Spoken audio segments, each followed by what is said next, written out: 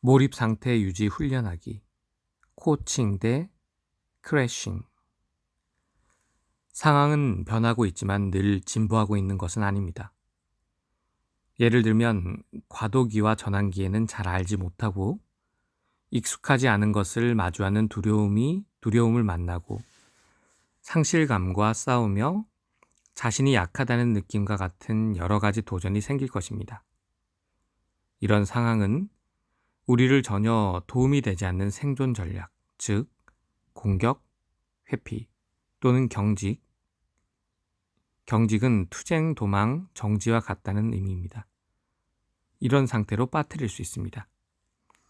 결과적으로 일시적인 퇴보, 무기력함, 양가감정, 내려놓기 힘듦, 혼란과 갈등을 야기할 수 있습니다. 이럴 때 우리는 크래쉬라는 단어 안에 있는 글자로 요약될 수 있는 막다른 상태에 빠질 수 있습니다. C. Constriction, 위축. R. Reaction, 반응. A. Analysis, 분석. S. Separation, 분리. H. Hurt, 마음의 상처. 변화를 통해 발전하기 위해서는 유연성, 안전성, 균형성, 연결성, 그리고 내려놓는 능력과 같은 자질을 기르는 것이 중요합니다. 이것은 중심을 잡고 탁월함의 영역에 머무르며 자아의 범위 밖에 있는 무언가와 연결해서부터 옵니다. 이 과정은 우리가 코치 상태라고 부르는 것으로 특정 짓습니다. C. Centered, 중심 잡힘. O. Open, 열려 있음. A. Attending with awareness, 알아차림에 주의 집중. C. Connected, 연결됨. H. Holding, 안아주기. 코치 상태는 이 책에서 탐색해온 신체, 인지, 장애 세 가지 마인드에 대한 일관성 및 일치 상태를 나타냅니다. 특히 도전과 변화에 직면했을 때 최상의 상태로 코치 상태, 탁월함의 영역에 머무르기 위해서는 자신의 능력을 창조하고 강화하는 것을 도와주는 훈련을 하는 것이 중요합니다. 삶이 순조롭게 진행될 때는 균형을 유지하기가 쉽지만 격변의 시기에 평정을 유지하기 위해서는 이러한 자질이 근육에 각인될 때까지 발달시켜야만 합니다. 변화에 대비하는 것은 풍부한 자원을 가지고 그 시기를 헤쳐나갈 수 있도록 준비하기 위한 지속적인 훈련을 필요로 합니다. NLP 초창기 세대는 기법에 가장 큰 주안점을 두는 경향이 있었습니다. NLP 3세대는 미래를 위한 적합성과 생성적 변화의 핵심 부분으로 훈련의 중요성에 초점을 맞추고 있습니다. 몰입 영역 찾기. 다음의 실습은 처음에 우리의 동료인 존 웰우드 깨달음의 심리학 저자로부터 학습했으며 간단하지만 심오한 내부 게임 훈련에 바탕을 두고 있습니다. 원래는 명상 훈련의 한 부분으로 그의 아내 제니퍼에 의해 개발되었습니다. 우리는 코치 상태의 모든 요소를 포함시키기 위해 이 실습을 약간 조정하고 수정하였습니다. 이 실습의 목적은 신체 마인드에서부터 인지 마인드, 장 마인드까지 지능의 세 가지 유형 모두에 접근하고 일치시키는 것입니다. 곧 알게 되겠지만 이 실습은 앞에서 설명한 수많은 구성과 훈련을 통합하고 있습니다. 1. 편안한 자세로 앉거나 서서 두 발을 바닥에 닿게 하고 척추는 긴장을 푼 상태로 똑바로 세워 수직 축을 만듭니다. 호흡이 규칙적인지 복식호흡을 하고 있는지 체크합니다. 만약 짧고 빠른 흉식호흡을 하고 있다면 스트레스 상태에 있음을 나타냅니다. 2. 발바닥에 집중합니다. 즉 마음을 발에 둡니다. 발바닥에서 감각의 세계를 인식합니다. 발꿈치, 발가락, 발바닥의 아치, 그리고 발볼의 표면을 느껴봅니다. 3. 발의 물리적 부피, 3차원 공간을 느껴보기 위해 의식을 확장합니다. 그러고 나서 의식을 다리의 아래쪽부터 점차 무릎, 허벅지, 골반, 엉덩이 쪽으로 이동시킵니다. 배 중심부를 인식하고 깊게 숨을 들이신 후에 자기 자신에게 나는 여기에 있어. 나는 여기에 존재하고 있어. 나는 중심이 잡혀 있어. 라고 말합니다. 4. 계속해서 하반신에 의식을 두고 점차 명치, 척추, 폐, 갈비뼈, 그리고 가슴으로 확장합니다. 가슴 위쪽의 중심부에 주의를 집중하고 호흡한 뒤 나는 열린 사람이야. 이제부터 시작이야 라고 말합니다. 5.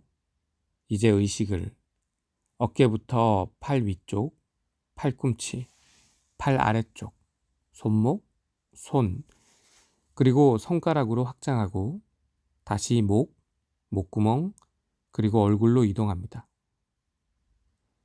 머리에 있는 모든 감각기관, 눈, 코, 입, 귀, 혀도 꼭 포함시켜야 합니다. 그 다음 두개골, 뇌, 눈 뒤쪽에 있는 위치한 머리의 중심부로 의식을 가져옵니다. 머리 중심부에 숨을 불어넣는다는 생각으로 호흡하며 산소와 에너지를 들여오고 나는 깨어 있어. 나는 인식하고 있어. 나는 또렷하고 분명히 깨어 있어 라고 말합니다. 6. 발부터 시작해 새 중심부, 배, 가슴, 머리를 포함하여 몸에서 계속되는 신체적 감각과 접촉하고 당신의 아래쪽 모든 공간을 인식하며 지구의 중심으로 들어갑니다. 당신 위의 모든 공간과 왼쪽의 모든 공간, 오른쪽의 모든 공간, 뒤쪽의 모든 공간, 앞쪽의 모든 공간을 인식합니다. 당신의 발과 배, 가슴, 머리의 중심부에 환경과 장이 깊이 연결되어 있음을 느껴봅니다.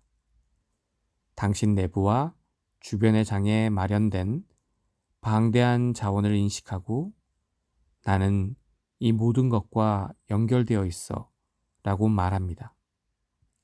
7.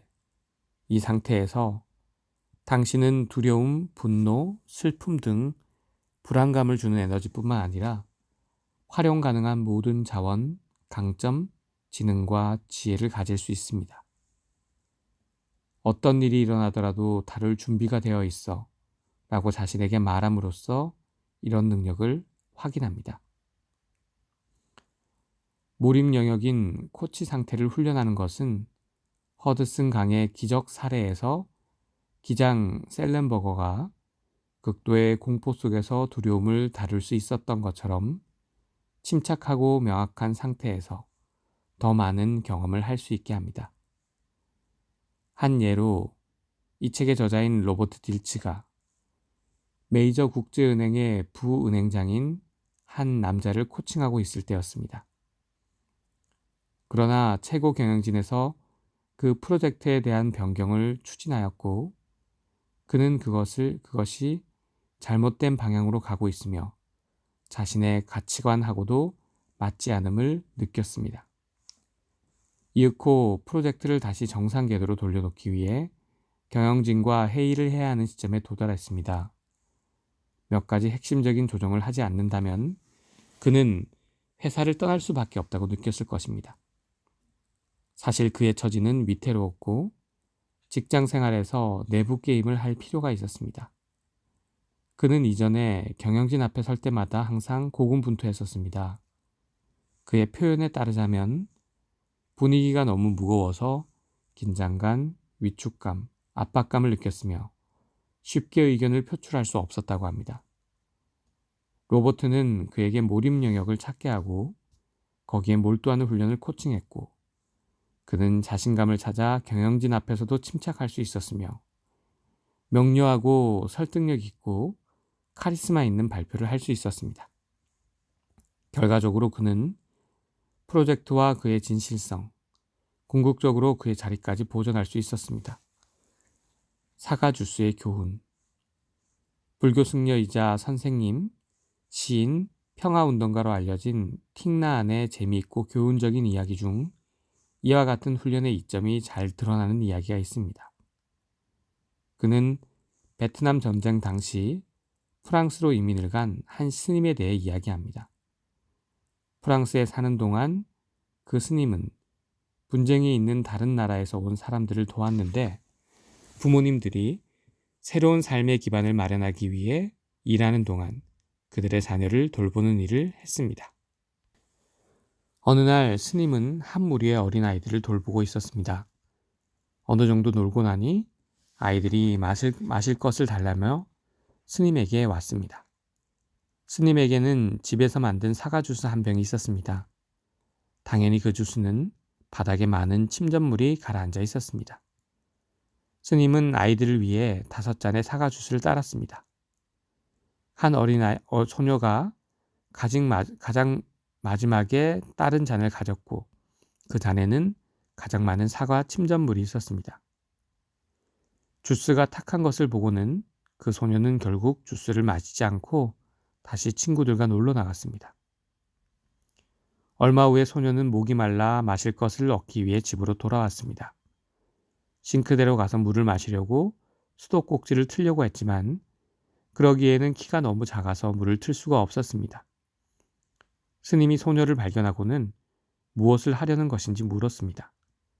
어린 소녀는 너무 목이 말라 마실 것이 필요하다고 대답했습니다. 스님은 전에 두고 간 그 사과 주스를 마셔보지 않겠냐고 제안했습니다. 그는 소녀를 위해 주스를 남겨두었습니다. 어린 소녀는 다시 아니요 라고 말하려다가 주스잔이 맑아진 것을 알아차렸습니다. 놀란 소녀는 그것이 다른 사과 주스일 것이라고 생각했습니다. 스님은 그것은 이전과 같은 사과 주스라고 말해 주었고, 잔이 가만히 놓여 있는 동안 침전물이 잔의 바닥으로 가라앉았기 때문에 자연히 맑아졌다고 알려주었습니다. 어린 소녀는 사과 주스를 마시고 그동안 마셔본 사과 주스 중에 가장 맛있었다고 했습니다. 소녀는 스님을 바라보며 스님, 그럼 사과 주스가 명상을 했다는 말이에요? 라고 질문했습니다. 미소를 지으며 스님이 대답하기를, 정확하게 말하자면 사과 주스가 명상을 하고 있었던 것은 아니지만 우리는 이 사과 주스로부터 어떻게 중심을 잡고 안정되고 맑아지는지 배울 수 있다고 말했습니다. 이 이야기에서 코치 상태를 주스 잔에 비유할 수 있습니다. 그 잔에는 달콤한 주스와 별 매력이 없는 침전물 둘 다 담겨 있습니다. 우리는 우리의 통찰력과 자원으로 볼 수 있고, 침전물은 복잡하고 힘들고 불쾌한 감정과 기운, 두려움, 좌절감, 화 등으로 볼 수 있습니다. 평온하고 침착한 상태에서 그 둘을 모두 보듬는 행위는 복잡하고 방해하는 감정을 진정시키고 그 고유의 분명한 맛만 살아나게 합니다. 침전물에 가장 가까운 과즙이 가장 풍미가 좋은 것처럼 말이죠. 마음을 비우고 차분하게 하고 더 광범위한 장에 연결하는 법을 배울 수 있다면 우리는 훨씬 더 풍부한 자원을 갖게 될 것입니다. 불교에서는 이것을 구름과 하늘과 그들 아래에 있는 땅과의 관계를 통해 설명합니다.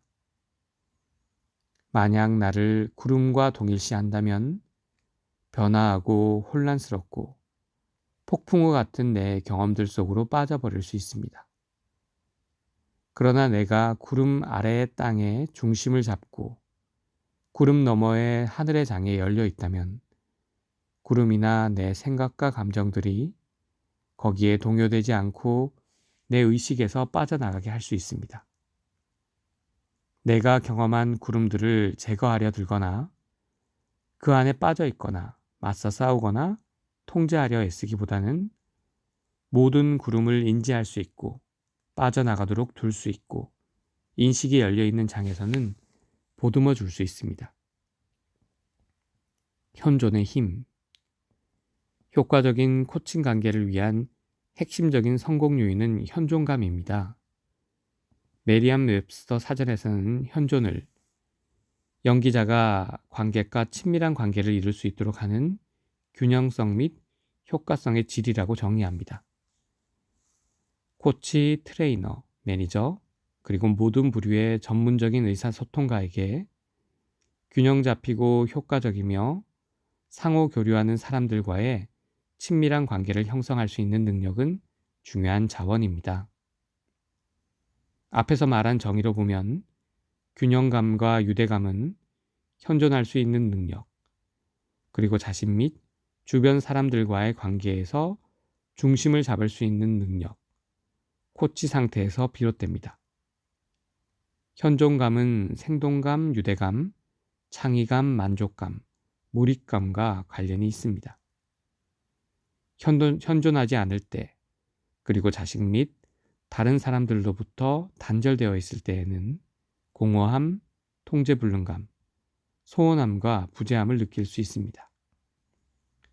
거울 유령과 생체 자기장의 현상에서 설명하는 것처럼 우리의 물리적 실제와 내적 상태는 우리가 신체적으로나 언어적으로 직접적인 관계를 하든 말든 상호작용을 하고 있는 사람들에게 긍정적 또는 부정적으로 강력한 영향을 끼칠 수 있습니다. US 항공사의 항공기 1549의 기장과 승무원들이 승객들에게 미쳤던 차분한 영향력은 현존감과 코치 상태의 긍정적인 영향을 보여주는 사례입니다. 부정적으로 조건화된 원숭이들에게 나타난 두려움의 반응이 조건화되지 않은 동료 원숭이들에게 미치는 힘은 위축과 공포가 주도하는 현존감이 어떻게 부정적인 영향을 끼칠 수 있는가를 보여주는 예입니다. 따라서 우리의 현존감의 질은 삶을 즐기고 생산적으로 협력하며 다른 사람의 성장 및 변화에 기여하는 우리의 능력에 있어서 차이를 만드는 차이라고 할 수 있습니다. 사람들이 그들 자신과 연결되어 있고 서로 함께 있을 때 생기는 자연스러운 감정은 연민, 공감, 서로에 대한 진실된 관심, 자발성, 진실성, 기쁨입니다.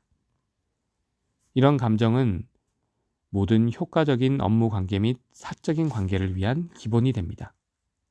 감사합니다.